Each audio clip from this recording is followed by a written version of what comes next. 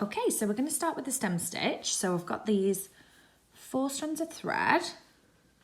Like I said, this is a really good outline for like text or for flower stems.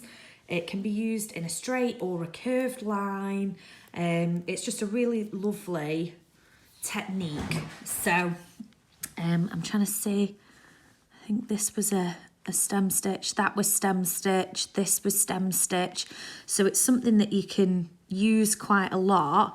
Oh no, that was the whipped back stitch, but there's a few different ones on there that I've done stem stitch. That was stem stitch as well. So what you need to do is, so I'm going to do it on my rows here. So I'm going to expand and extend this stitch that we did last month. So you're going to pull your needle and floss up through the fabric. So we'll anchor it first of all. So I'm just going to pass the needle underneath that stitch. Okay. There we go.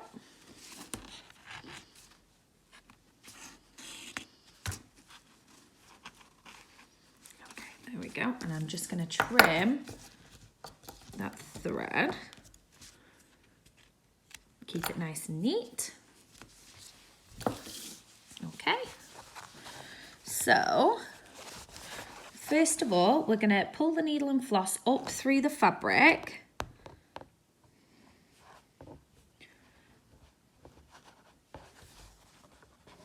Okay, there we go. And then I'm just gonna put it in underneath that rose. Now, before I actually pull it taut, I'm just gonna keep this hoop, I'm gonna hold that hoop of fabric to the left, okay?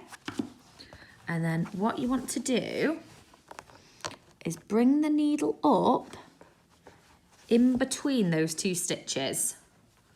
Okay, and then we can pull it taut. Okay, so I'm going to do that again. I'm going to come forward a stitch. Like that.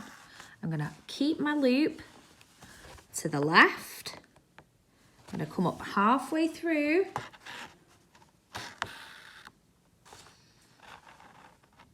There you go. Can you see?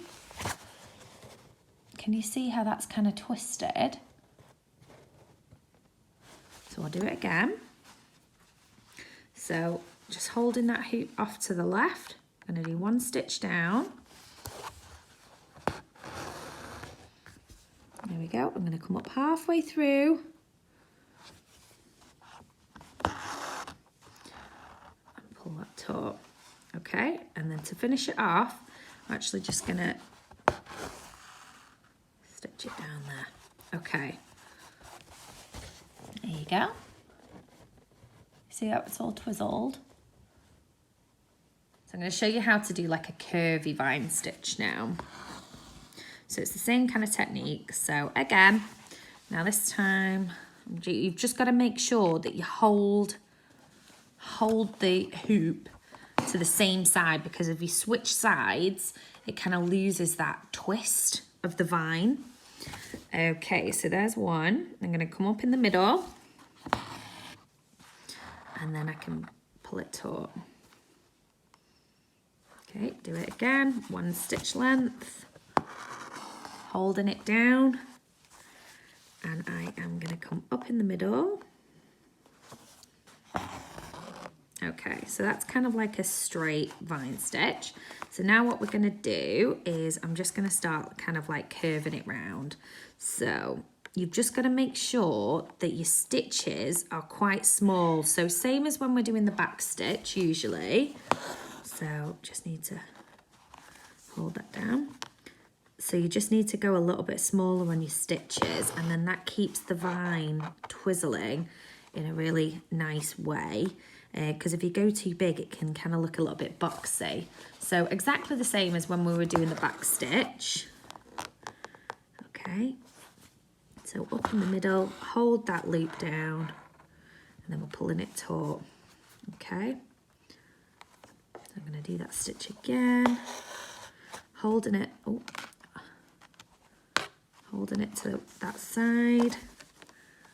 I'm going to come up in the middle. There we go. Okay, so we want to now kind of bend the other way. So again, little stitches.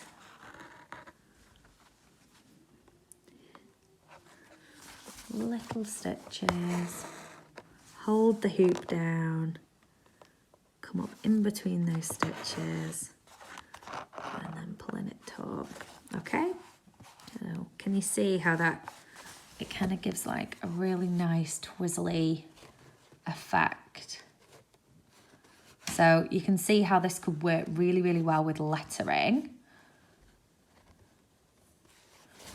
Okay, I'm just going to keep going so that you can all do your stitching.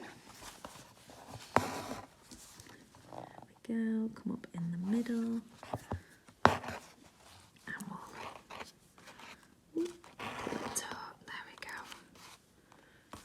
Yeah, I love this one. I think it's a really, really lovely, effective stitch. Okay, so you can see how even though I've kind of changed direction, because I've done those smaller stitches here, it's continued with that kind of twizzly look. If you did too big of stitches, it doesn't continue with that kind of vine effect. Okay, so I'll just do one last stitch here, hold that down. There we go.